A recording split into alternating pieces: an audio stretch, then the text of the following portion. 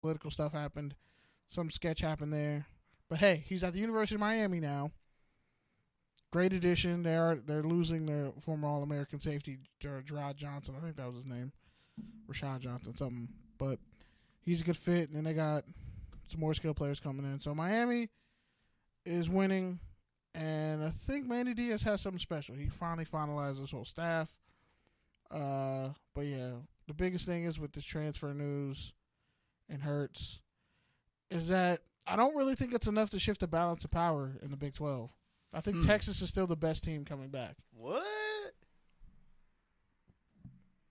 The returning Colin Johnson. You actually said something good about Texas. That's just why I'm shocked. I'm trying to mature and be a better person, and I think that I'm a journalist. What? You dropped the J word? Kenny's back? What's good, man? Welcome back. It's only been about 3 years. I know, right? And I'm going back to school next week? Oh, hey, man. Shouts out to you, man. Appreciate it. I can't get a round of applause, though? All right, cool. Nah, I don't know where the mouse went. Wow. I think the batteries just died. Dude, you have glaucoma, There we fam? go. Okay. No, I'm just really tired. I couldn't find my glasses. I was looking for them for a half hour. I was still late to work. I've had quite a day, bro. Ended up staying late because I couldn't get what I needed to get done, and I was late. So, yeah, man, it's been a day. I'm tired, but how did that make I'm you not going to feel? feel sorry for myself because, you know what, we have a hell of an opportunity. Got some great guests coming on. We're doing a lot right now. The show's moving at a good pace, so happy to be here. Yeah, we have to take some time out to just flush some things out. But, yeah, that's good. I mean, I actually want to hear more when we get to the rants at the end. But yeah, it's really interesting with some of these transfers. And it's also interesting where cats like the guy like Tyree Jackson, 6'7" QB, I still think he should have went back to school, to another school, and proved he can compete on, you know, a bigger level than Buffalo, even though Buffalo had the most success they've had since he's been there. I think it'll be interesting. He'll be an interesting prospect. But you want to talk about other prospects and I was gonna say let's get back to the draft. It's a perfect lead in. Bet, let's do it. And yeah, Deontay Thompson, number one safety in the draft, had probably his worst game in that national title game. Raekwon Davis decided to go back for his senior year. Like, we gotta talk about how actually is the LSU linebacker, is he really the next Ray Lewis? Like everyone's saying, yeah, he's better than Roquan Smith. Okay, I could rock with that. Why? He's more physical? More physical, possibly just as fast. And everybody said, yeah, he was the guy as a sophomore who was going head up with Leonard Fournette and winning. Yeah, and that's crazy. And I think what Josh Allen pulled out of the Senior Bowl. Yeah, probably injuries. Probably just wants to wait till the combine.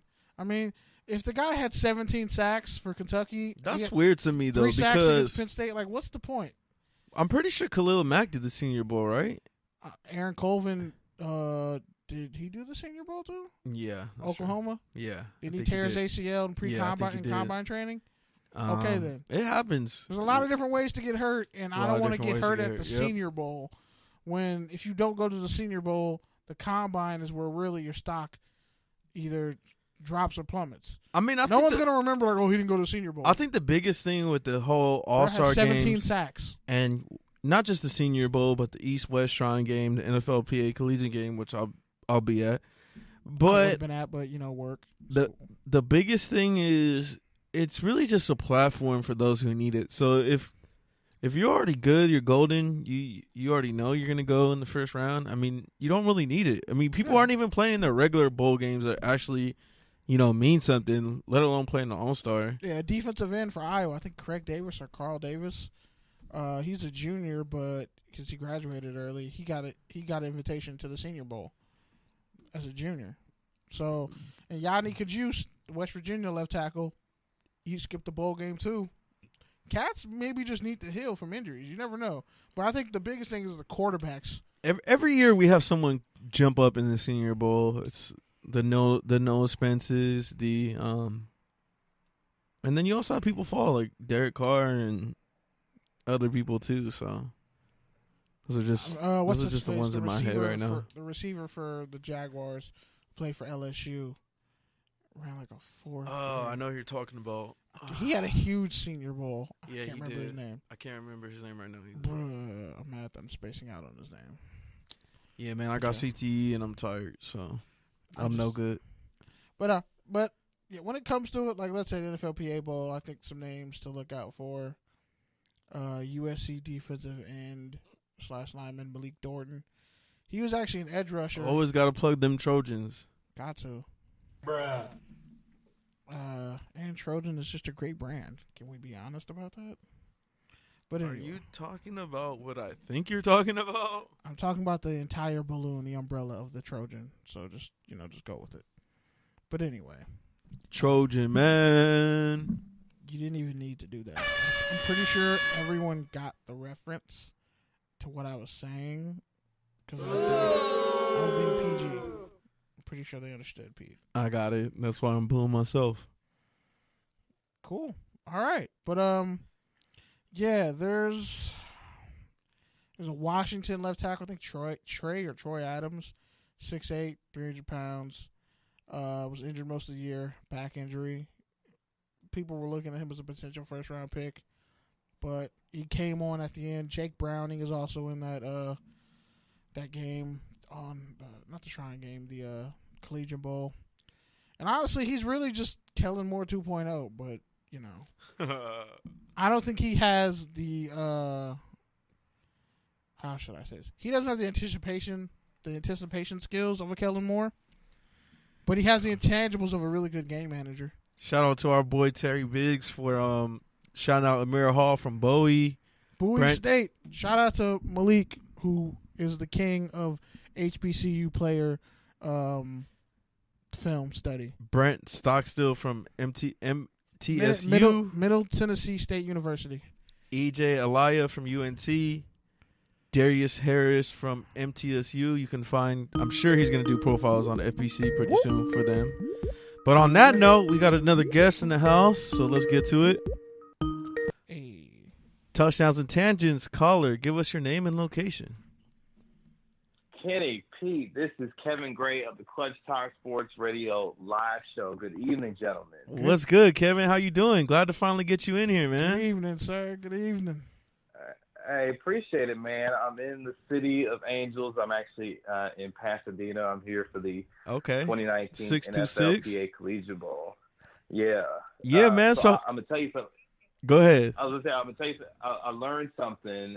We were at the Clippers Jazz game the other night, and we walk in the building, and we're like, okay, cool. We're going to take in this Clippers game, NBA game, see Spider Mitchell. No problem, right? I get maybe 5 minutes in, and I look around, and the takeaway I get is, you know what? They're right. This is really a Laker town. The building was half empty. Finally. The building was half empty. I'm like, this is a top 4 team in the Western Conference, and the building is half empty. When the Jazz are in town, I'm like, yep, it's official. This is really a Laker town. So, yeah, man. If you're a top 4 seed and no one sees it, did it really happen? I'm sure the pyrotechnics were good, though, in the intro. The Clippers are always good for that. They always have good entertainment going on. So they're NXT? Yeah. Pretty much. But, yeah, man, energy, what else do you think of L.A. so far? Is this your first time out here? Or? So it's so weird because this is my first time out here as an adult. I came when I was 10 years old to Disneyland when I was a kid. Okay. But I haven't been able to get back since. So this is my first time out here as an adult. And I just came from dinner at Roscoe's Chicken and Waffles out here. Which one did you go to? Oh, no, man. You never go to that one. That's the worst one. You got to go to the one in Inglewood. You got to go to the one Obama went. You got to go to the one in Inglewood, and you got to go to the one in Long Beach at the Pike, which is amazing. There's a comedy club, there's Ferris wheel, there's ice cream, there's the Hooters there. Trust me, and there's a bunch of bars, in the Metro's right there. Okay. Well, we may have to hit up the Inglewood location then this weekend. Yeah, that's the number 2. So, or the Obama special. And other thoughts about LA? Traffic is a monster. I see what everybody talks about with the gridlock because we've been trying to find alternative routes every chance we can get so that we're not caught on 110 or 210 trying to get, to and from places. But no, man, it's really dope. I came in Tuesday night driving past the Staples Center, passing Dodger Stadium and everything. Like I love it. I love it. I don't know if I could live here necessarily. Y'all gas is like $3.50, and like I can't do it. Like I live in Texas, and gas right now currently is like $1.85. What? I can't do y'all gas. Oh, prices. Yeah. Have you gone to In-N-Out? Because the Whataburger, it's Whataburger versus In-N-Out. Have you gone to In-N-Out yet? So let me tell you how I feel about like both Whataburger and In-N-Out, right? Okay. So let's do everybody keeps telling me, let's get to the like, shits. Kevin, you need to go eat In-N-Out in California. And my thing is, well, wait a minute. Why do I have to go like out here to eat the burger that everybody says is good? Because Whataburger to me is trash. Like I don't do. Thank Whataburger. you. I was so disappointed. Yeah. Like your boy BS3 tried to tell me Whataburger was better. I was like, I got there and I was skeptical. I'm gonna just let you know. I'm not from Texas. I reside in Texas. I was born and raised in Kansas City, Missouri, so I just reside in Texas. Okay. And So let me you tell got the something. barbecue Texas on lock. food is trash. To me, Texas food is trash. Thank That's you. me. Oh my goodness. And you're from Missouri, so I know you know barbecue. Yes, and we do it better than anybody. I believe we do it better than anybody in the country. I know Memphis has something to say about that, but I think we do it better than anybody. If you like burnt, I mean, if you like country food, and music with your barbecue, but I just really want good barbecue. I got something though. Yeah, Being from East Oakland, I'm gonna just let you know. Next time you're out here on the West Coast, go to Northern California, go to Oakland or go to San Leandro. Go to a restaurant called Nations. It's called Nations Big Burgers.